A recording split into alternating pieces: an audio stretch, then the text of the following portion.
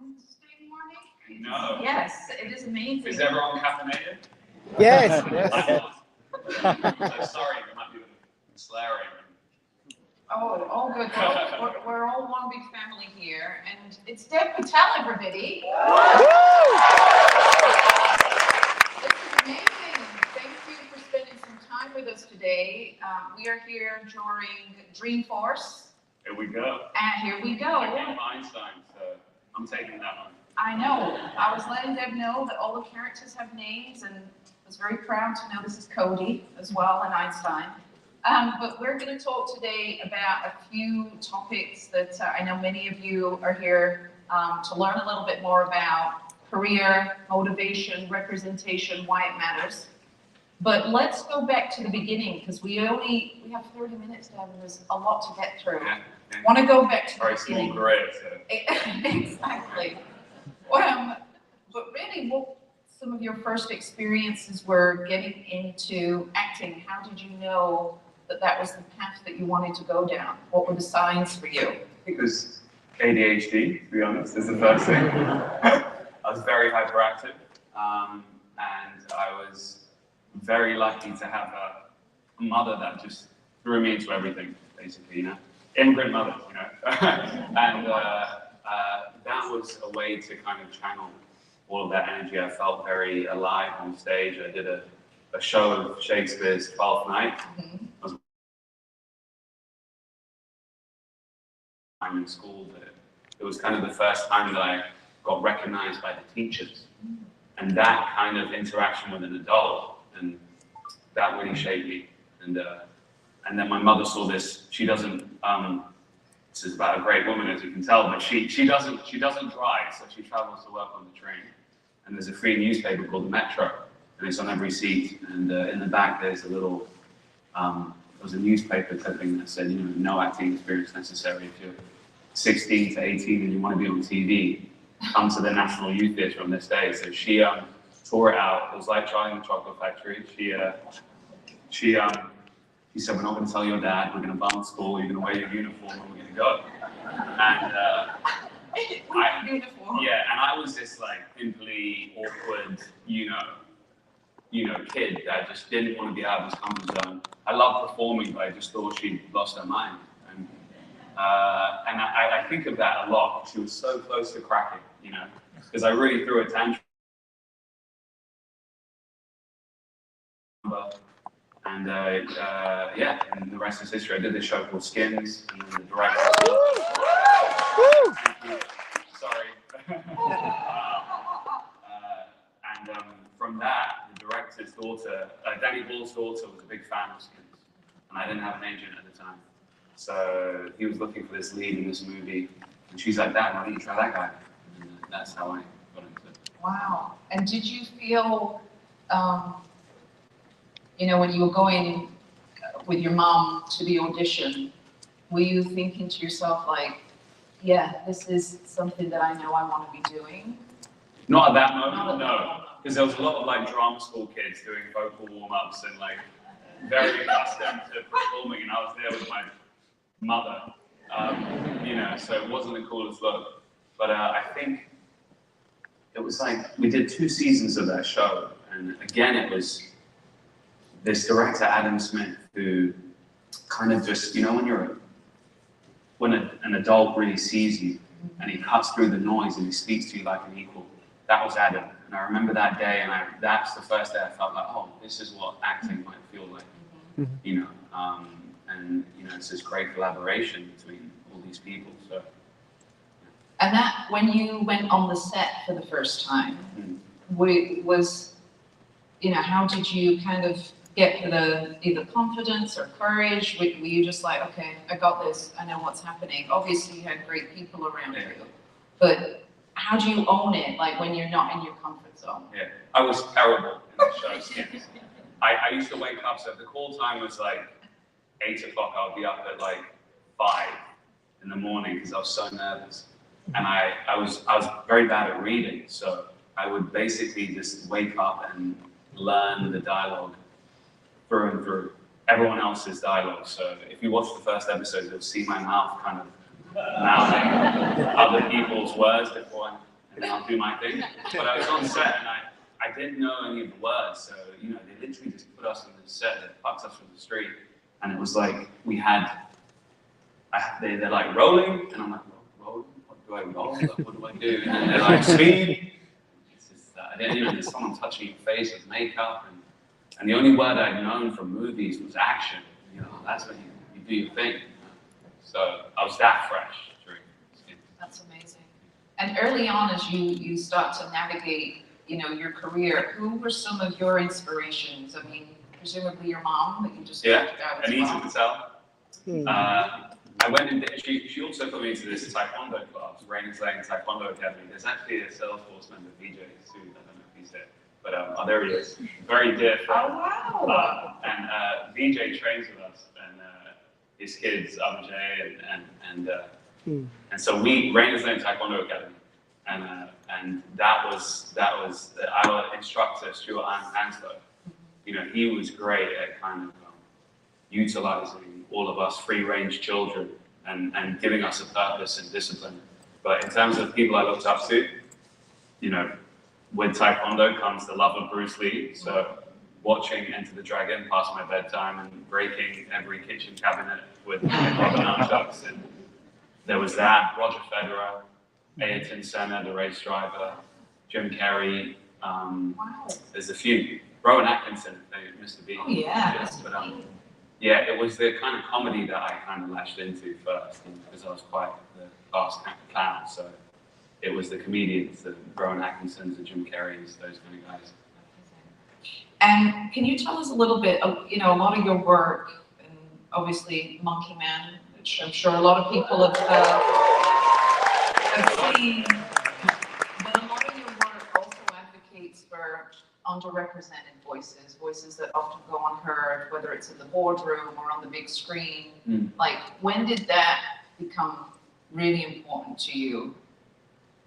I think it was like, you know what, I don't want a seat at the table. I want to make the table.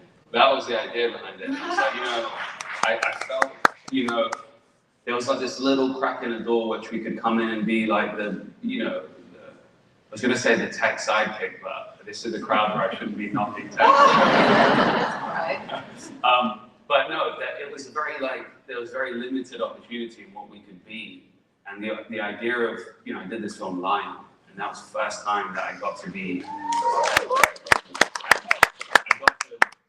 be soulful on camera and deep, and it was like this multi-layered look at, immigrants and then this kid that had been adopted from India, and this dual perspective, and it was the most kind of reflective of who Dev was, even though I wasn't Australian or whatever, but and Monkey Man was me trying to forge these superhero stories that my grandfather used to tell me in the Indian Ramayana, these mythologies that I wish I could share with my friends. And the more I started researching these mythologies, I was like, wow, this has a real social, political context to it, and I can use this like a Trojan horse to feed the John Wick crowd their vegetables, and in a way, I know that sounds weird, but cinema is great in that way. You can, once you get people in that dark room with butter on seats, they want to be inspired, and I think for me, it's like representation is like familiar feelings in unfamiliar settings, because we're all so universal at the end of the day. So, you take a love story like Slumdog, that exists in a slum, and it's so universal, Doesn't matter if all of us are unknown and the lead actor is a skinny, acne-ridden dude, and everyone's half of it's in a foreign language. That movie really sent a message to the industry of these movies can make numbers, and there is an appetite, and the audience is smart. So treat them with respect, really. Yeah, and even in Monkey Man, and I was researching about the character and the loss of identity and the courage that it takes to come back and figure out who you've always been. Sometimes I think all of us experience just the day-to-day life that we have around us, the complexities of our lives, and how easy it is or quick you can feel diminished or lose track, lose sight of who you are. Why was that important in this movie as well? It's weird because it's like, you know, in creating an action movie, normally your type of action hero is the Schwarzenegger, Keanu Reeves. These guys are badass, and you know they're going to win from minute one that you introduce them into the screen. And once Dev Patel walks in, he's more of an underdog, you know. And so I know that people don't look at me as the guy that's going to win. And I was like, well, why run away from that? You know, I think everyone in this room, however successful you are, whether you sit in the big glass office or outside of it, you know, I think we all feel like the underdogs of our own story, right? And we've all had to jump through hurdles and face failure. And so for me, I think that's the central theme of like what I look for with my team. My manager, Stephanie, who's sitting there, we're always looking at scripts and it's like, what are the roles where someone can, you know, show resilience, you know, and, you know, for me, the concept of taking this mythology and starting with a man in a rubber gorilla mask, literally a performing monkey getting beaten up for money by the more popular opponents was the beginning of this story of like this man turning into the unlikely hero for the other underdogs in society. That makes sense. Yeah, and challenging the status quo, which again, we talk a lot about, like what motivates us, and you have a room here of people that are in all different aspects of life and their careers, and you know, trying to figure out as well the importance of community. I know that is very important to you. Why is community so important? I feel like it's inherent in what I do. You know, everyone thinks, actors, but filmmaking is like the most collaborative art form there is. It's you know, it's very rarely it's I guess it's an orchestra, you know, and it's like, you know, everything from the guys that light the set to the cinematographer, the synergy with the director, the other actors, to catering, you know, film crew. You know, when I shot Monkey Man in the middle of the pandemic, you know, in Indonesia, we couldn't shoot in India. We had 500 people locked in this one hotel for 9 months, and no one could leave. And food becomes the most primal, important thing. You know, if you don't get the catering to the crew on time, it's going to be Monkey Man offset.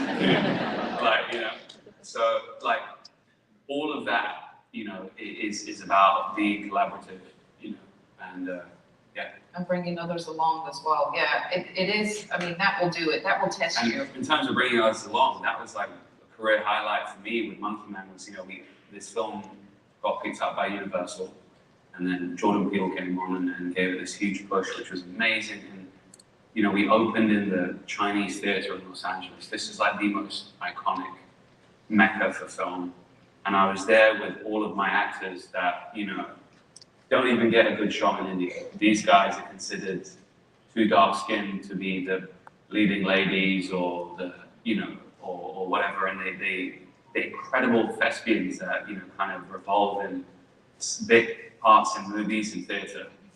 And these guys were there, you know, the toast of the town, you know, all of us on stage. And so for me, that was like really amazing. That's huge. You were recently named one of Time's 100 most influential people. And you said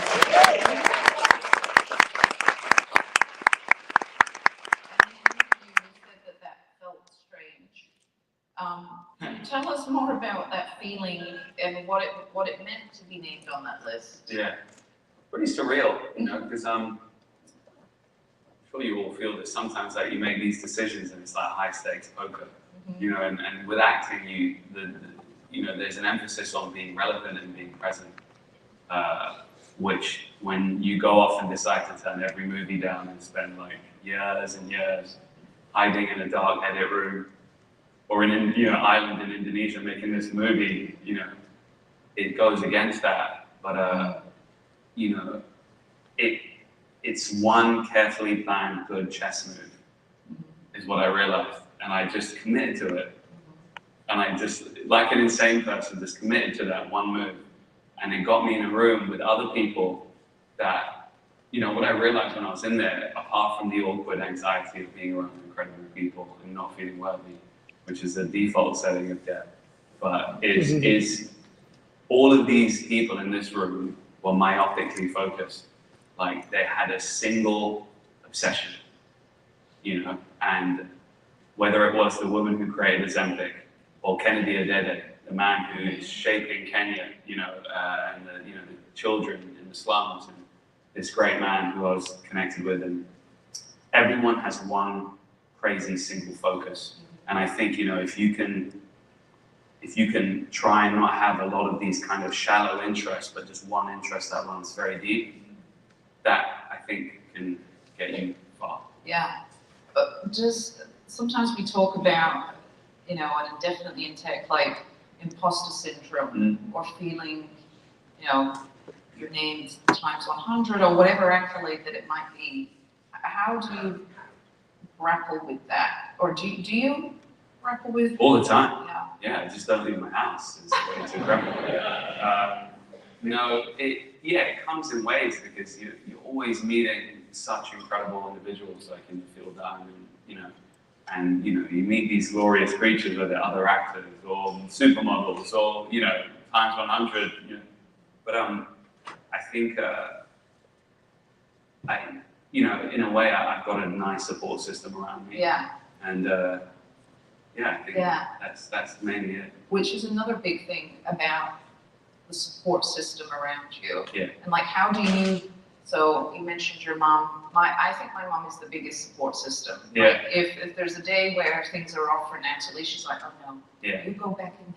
Exactly. I'm like, I might tame it down a bit, Mom. But and she doesn't need to know the details, my mom. But it's like, you get what I mean? Because my business is so weird, it's so foreign, but it's the simplicity that can cut through the fat sometimes. Yes. And it's okay to be scared. I think I function at 99% fear and 1% execution.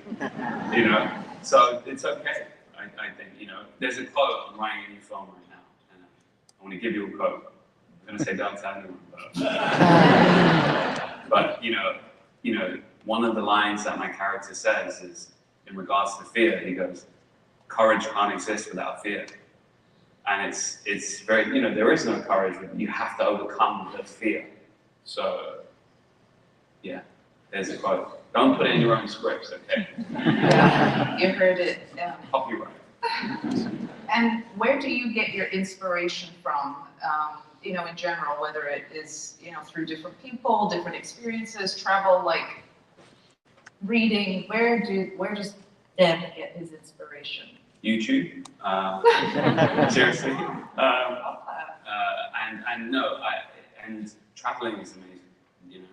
I like a lot of photography books as well because I realize, with Monkey you can see it, but my brain works very well visually. So I respond to pictures. They really sit deep in my head, and I want to try and capture the feeling of that picture. So my house is just full of coffee table books everywhere. Traveling is the best thing. You can collide and put yourself out of your comfort zone with new cultures. I've been to Kazakhstan, to all over the place. And, as a kid that dropped out of school too young, that has been the most nourishing thing, And you get to disengage from Raina's Lane Dev, that everyone knows, oh, you're like that, you can't do that, well, I don't, why are you eating that? When you travel, you actually disengage from, you untether yourself from the shackles of what people, know you for, and you get to be just a molecule lost in a bigger molecule of people, Yeah. So a lot of people here at different stages of career, looking for words of wisdom and career advice. What is some of the best advice and the not so best advice you may have been given? Best advice is not to give any advice.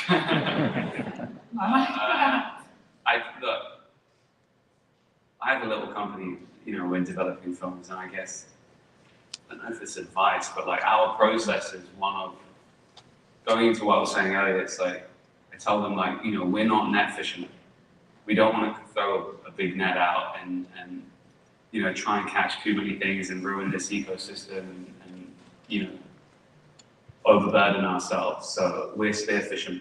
We go down and we find one thing, we catch that one thing, and we focus on that one thing. And I think that's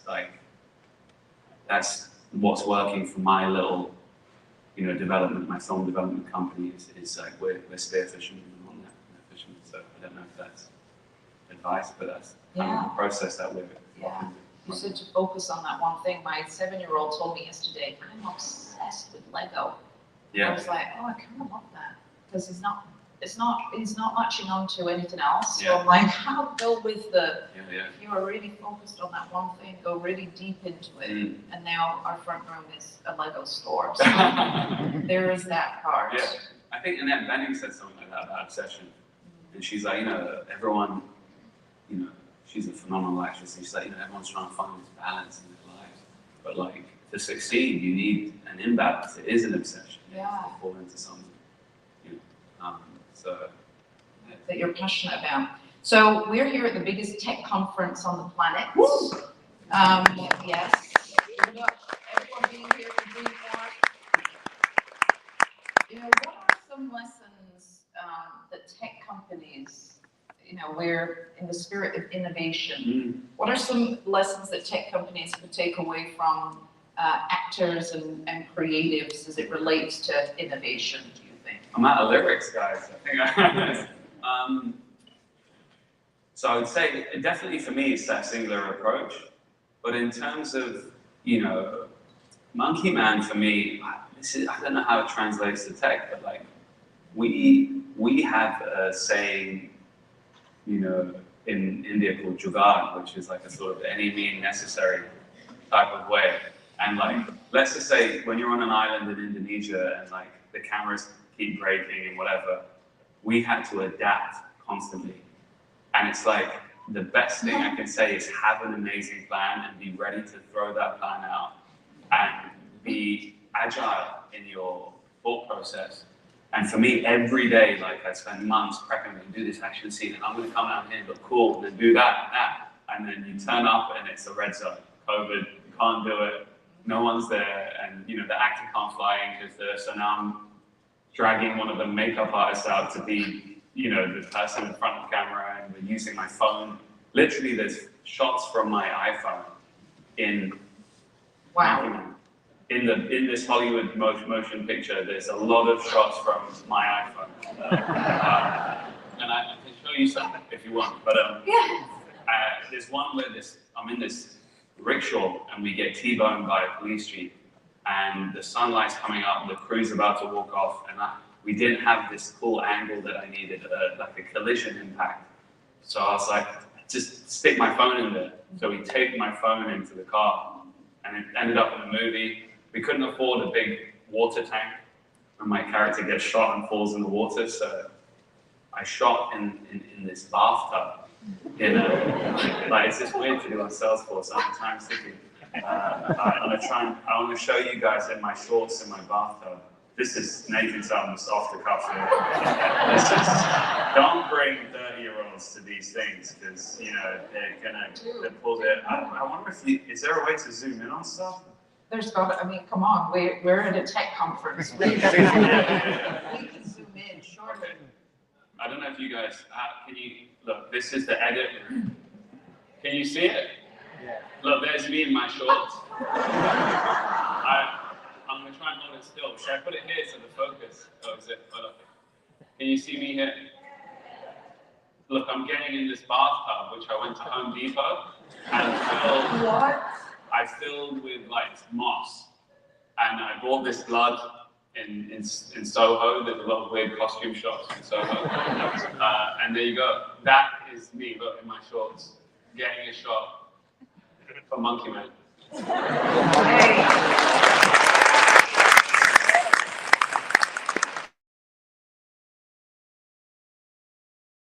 That's the shot that we get eventually, not me. Yeah. But yeah, I had a nose infection because all the moss kept going in my nose. But wow. but everybody was on that level that they were like, okay, you know what, we are doing this because this is the one thing that needs to happen today. Yeah. And we're gonna get the bath from the Home Depot, we're gonna get the moss. We're gonna get the moss, we're gonna put the blood on, and it was my iPhone dunk in there. Wow. And, get the shot. Get the shot, agility. Yeah. Adaptability. Being able to pivot, basically. Yeah. You know, this was good, but we are changing, and you know what? It probably came out better. Yeah, I think so. I got a good story out of it, that's for sure. We got a great story out of it, and I know that we are on the ticker, and time here has just gone with the shots. But you know, we're talking here about career motivation, inspiring people. When you think about personal growth, I mean, you just gave an amazing illustration of growth, but what words of encouragement, wisdom can you share upon us around like personal growth? How does one keep growing, pushing the boundaries, the status quo? Like what kind of things do you think about there? Yeah, I mean, I try not, I try not to concern myself too much with, you know, it's hard, and this is something I grapple with, you know, in the zeitgeist right now, because the zeitgeist keeps changing. So if you chase what's current, you're going to be behind anyway. So more than anything, I sit with myself and I'm like, what am I going to be stupidly passionate about, and what's going to mean a lot to me? You know, in therapy they say talk to your inner child, you know, so you're talking to your young self. But it's like Monkey Man is like that kid, you know, that loved Bruce Lee kicking all the kitchen cabinets in the house. What does that guy want to see? You know, how would he like to be expressed in his work? And that's where Monkey Man was born. I was like, you know, I'm going to talk about this transgender community in India. I'm going to talk about this mythology.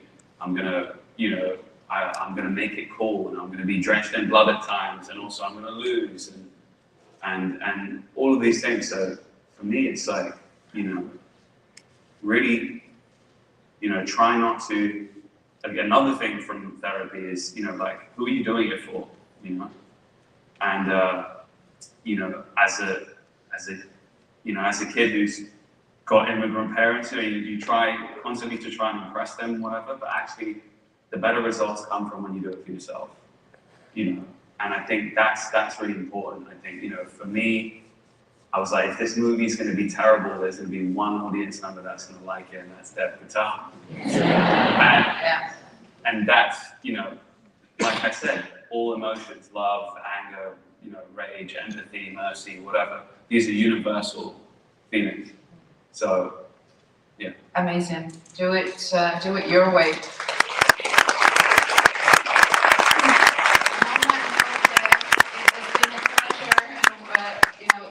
So fast, but we appreciate you being here with us today. Thank you so much, Dev Patel.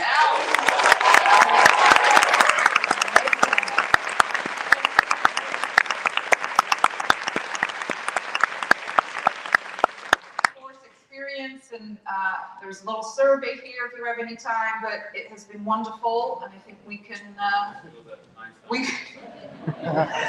Thank you so much, everyone. Have a good day. Hey, Trailblazers, thanks for joining us. We